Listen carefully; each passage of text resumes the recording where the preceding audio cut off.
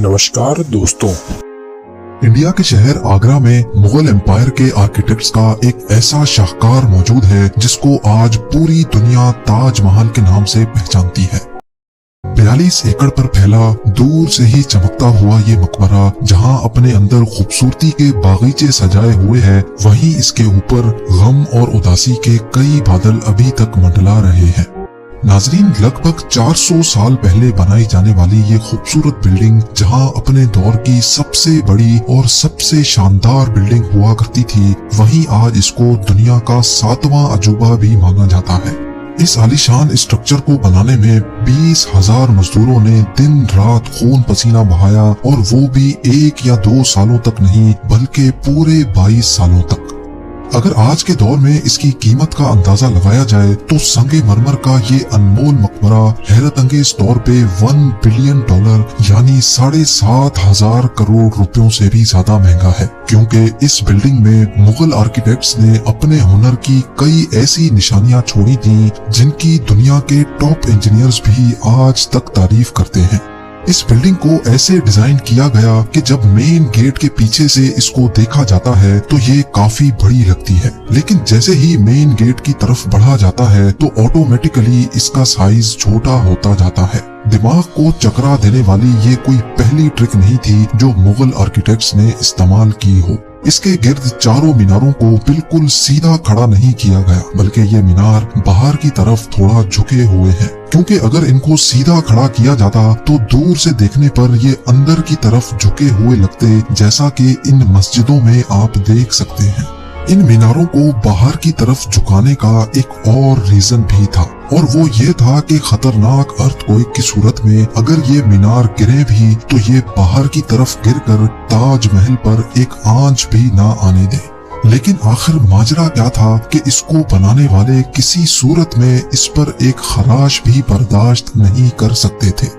ताजमहल के वो कौन कौन से राज थे जिनको 400 साल पहले छुपाने की कोशिश की गई थी, और जब उस दौर में कंक्रीट या स्टील ही नहीं हुआ करता था तो आखिर इस आलीशान मकबरे और इस पर मौजूद 40 मीटर ऊंचे डोम को कैसे बनाया गया, ये सब और इससे भी ज्यादा आप जान सकेंगे आज की इस स्पेशल वीडियो में।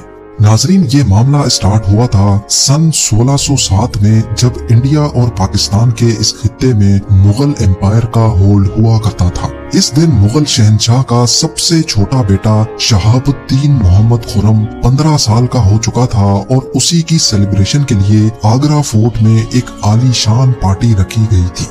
खुर्रम मुगल शहंशाह को सबसे ज्यादा अजीज था, इसी वजह से इसके हर जन्मदिन पर इसको हीरे जवाहरात और सोने से तोला जाता था, यानी जितना वजन शहजादे खुर्रम का होता था उतना ही खजाना इसके नाम कर दिया जाता था। लेकिन इस जन्मदिन पर कुछ और भी खास होने वाला था। मुगल शहंशाह ने शहजादे खुर्रम की शादी अपने एक वकील की बेटी के साथ कर दी, जिसको मुमताज महल के नाम से जाना जाता है। मुमताज और खुर्रम को पहले दिन ही एक दूसरे से बेइंतहा मोहब्बत हो चुकी थी, और उस वक्त ये किसी को भी मालूम नहीं था कि इस मोहब्बत का बोलबाला हमेशा के लिए रहने वाला है। अगले 10 सालों तक शहजादे ने कई जंगें लड़ी और उनमें भरपूर कामयाबी भी हासिल की। इसी वजह से शहंशाह ने खुश होकर उनको शाहजहां के लक़ब से नवाजा, जिसका मतलब है दुनिया का बादशाह। शाहजहां की टोटल 6 बीवियां थीं जो आगरा फोर्ट के हरम में ही रहती थी। इन 6 में से शाहजहां सबसे ज्यादा मोहब्बत मुमताज से करते थे, और यही वजह थी कि उनका ज्यादातर वक्त मुमताज महल के साथ ही गुजरता था। वक्त तेजी से गुजरता जा रहा था, और 4 सालों के बाद यानी 1621 में मुगल शहंशाह अचानक चल बसे। शाहजहां जो पहले ही मुगल एम्पायर में खासा फेमस हो चुका था और जो शहंशाह का चहीता बेटा भी था, 1628 में यानी बाप की मौत के 7 सालों बाद उसने शहंशाह की गद्दी संभाल ली। पूरी मुगलिया सल्तनत अपने नए शहंशाह से बेहद खुश नजर आती थी। ये वो पीरियड था जब मुगल एम्पायर अपने पूरे उरूज पर थी, यानी पूरे इंडिया पाकिस्तान के साथ साथ अफगानिस्तान के भी कई हिस्सों में मुगलिया सल्तनत का राज हुआ करता था। सारे फैसले शाहजहां खुद करता था, जबकि मुमताज महल पीछे रहकर शाहजहां को मशवरे दिया करती थी। لیکن کسی کو بھی اس بات کا علم نہیں تھا کہ یہ خوشیاں عنقریب ماتم میں بدلنے والی ہیں۔ گدی سنبھالے ابھی ایک ہی سال گزرا تھا کہ ایک بار پھر سے مغل امپائر کو دشمنوں کا سامنا کرنا پڑا۔ اگلے 2 سال جنگ چلتی رہی اور شاہ جہاں کو اس جنگ میں بھی بھرپور کامیابی نصیب ہوئی، لیکن شاہ جہاں ابھی اس کامیابی کا جشن مناتے کہ ان کو ایک افسوسناک خبر سے آگاہ کیا گیا۔ ممتاز محل جو کہ شاہ جہاں کے 14ویں بچے کو جنم دے رہی تھی، اس کی حالت بگڑ گئی اور 17 جون سن 1631 کو وہ نہ چاہتے ہوئے بھی اس دنیا سے چل بسی۔ پوری مغلیہ سلطنت کا جشن دیکھتے ہی دیکھتے ماتم میں بدل گیا۔ یہ خبر جو شاہ جہاں پر آگ بن کر گری تھی، اس نے تو جیسے ان کی دنیا ہی ختم کر ڈالی۔ شاہ جہاں کی سب سے پہلی محبت اور ان کی سب سے عزیز بیوی ممتاز محل اس دنیا سے رخصت ہو چکی تھی۔ کہا جاتا ہے کہ اس غم کی پرچائی نے شاہ جہاں کو کالے اندھیروں میں دھکیل دیا تھا۔ اگلے 8 دنوں تک انہوں نے کچھ نہیں کھایا اور اگلے 2 سالوں تک نہ کوئی موسیقی سنی اور نہ ہی پرفیوم لگایا۔ ممتاز محل نے مرنے سے پہلے ایک آخری خواہش کی تھی۔ وہ چاہتی تھی کہ ان کی قبر دنیا کے سب سے خوبصورت مقبرے میں بنائی جائے۔ اس ٹاسک کو اور ممتاز محل کی آخری خواہش کو پورا کرنے کے لیے شاہ جہاں نے اپنی ساری دولت اور پوری زندگی وقف کرنے کا ارادہ کر لیا۔ ممتاز کے گزرنے کے 6 ماہ بعد یعنی 1632 میں ہی تاج محل کی کنسٹرکشن کا کام شروع کر دیا گیا۔ قریب 20,000 سے بھی زیادہ مزدور، پتھر تراش اور کاریگروں کو پوری سلطنت سے اکٹھا کیا گیا۔ لشکروں کے لشکر شاہ جہاں کے حکم پر آگرہ بلوا لیے گئے تھے۔ کیونکہ ممتاز کی قبر یمنا ریور کے برابر میں موجود تھی، اسی وجہ سے اس جگہ پر دنیا کی سب سے خوبصورت بلڈنگ بنانا کافی مشکل ٹاسک تھا۔ ریور کے کنارے زمین کافی سافٹ ہوتی ہے اور اگر یہاں کھدائی کا کام کیا گیا تو پانی کا بہاؤ تاج محل کی فاؤنڈیشن کو بھی نقصان پہنچا سکتا تھا۔ اس مسئلے سے نمٹنے کے لیے مغل انجینئرز نے یہاں سب سے پہلے زمین کے اندر کئی کنویں کھدوانا شروع کیے۔ مزدور یہ کنویں تب تک کھودتے رہتے جب تک خشک زمین نظر نہ آ جاتی تھی۔ ان کنووں کو پتھروں اور گارے سے بھرا گیا اور پھر اس کے اوپر پتھروں کے بڑے بڑے کالمز کھڑے کیے گئے۔ اس سارے کام کو انجام دینے کے لیے مزدوروں کے ساتھ ساتھ ہاتھیوں کی ایک بہت بڑی فوج کو بھی استعمال کیا گیا۔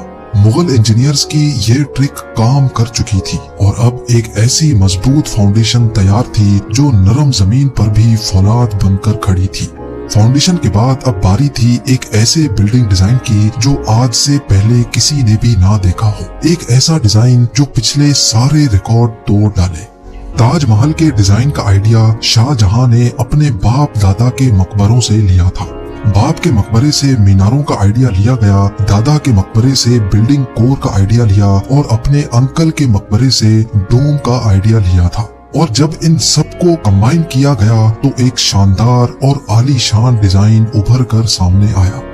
بلڈنگ کے اسٹرکچر کو بنانے کے لیے لاکھوں نہیں کروڑوں اینٹیں موقع پر ہی بیک کی گئی۔ یہ سب اتنا آسان نہیں تھا اور اس میں لا تعداد پیسے بھی بہائے جا رہے تھے۔ ہر گزرتے دن شاہی خزانہ تیزی سے خالی ہوتا جا رہا تھا، لیکن شاہ جہاں کو کسی چیز کی پرواہ نہیں تھی، بس ان کو یہ کام ہر قیمت پر کمپلیٹ کرنا تھا۔ کہا جاتا ہے کہ تاج محل کی کنسٹرکشن میں اتنے زیادہ لوگ لگائے گئے تھے کہ ان کی وجہ سے آس پاس کے علاقوں میں کھانا پینا ختم ہو گیا تھا۔ 20,000 مزدوروں اور کاریگروں کی ڈیمانڈ پوری کرنے کے لیے شاہ جہاں نے آس پاس کے تمام علاقوں سے اناج آگرہ منگا لیا تھا۔ کئی سالوں کی محنت کے بعد بلڈنگ کا اسٹرکچر کمپلیٹ ہو چکا تھا اور اب باری تھی اس کو سنگ مرمر سے سجانے کی۔ یہ سنگ مرمر آگرہ سے 400 کلومیٹر دور راجستھان سے منگایا جانا تھا، کیونکہ یہاں کا مکرانہ ماربل آج تک دنیا کا فائنسٹ ماربل مانا جاتا ہے۔ شاہ جہاں نے تاج محل کے لیے پورا مکرانہ ماربل ریزرو کر لیا تھا، یعنی جب تک تاج محل کی ڈیمانڈ پوری نہیں ہو پائے گی تب تک کسی کو بھی یہ ماربل خریدنے کی اجازت نہیں تھی۔ 1000 ہاتھیوں کی مدد سے ہزاروں ٹن وزنی ماربل راجستھان سے آگرہ منگایا گیا۔ تاج محل کا یہ خوبصورت ڈوم اتنا بڑا ہے کہ اس کا اندازہ صرف آنکھوں سے دیکھ کر ہی لگایا جا سکتا ہے۔ आजकल इस तरह के डोम बड़ी आसानी से स्टील स्ट्रक्चर पर बनाए जा सकते हैं, लेकिन 400 साल पहले 40 मीटर ऊंचे डोम को बनाने में उनके पास सिर्फ पत्थरों का ही सहारा था।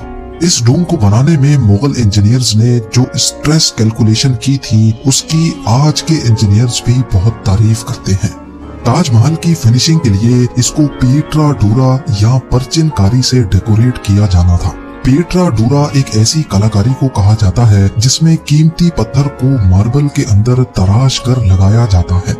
मार्बल को बड़ी महारत और बारीकी से कीमती पत्थर की शेप के हिसाब से तराशा जाता है और फिर उसमें पत्थर को ग्लू के जरिए चिपकाया जाता है।